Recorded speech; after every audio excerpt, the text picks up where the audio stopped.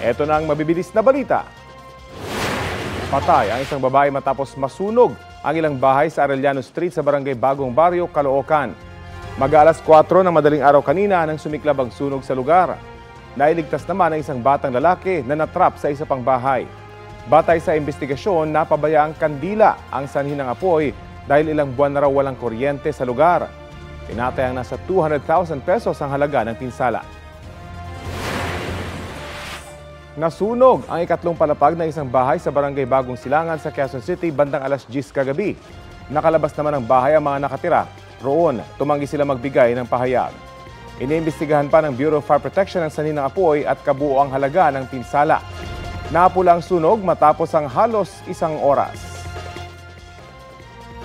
Kapuso, alamin ang maiinit na balita. Bisitahin at mag-subscribe sa GMA Integrated News sa YouTube.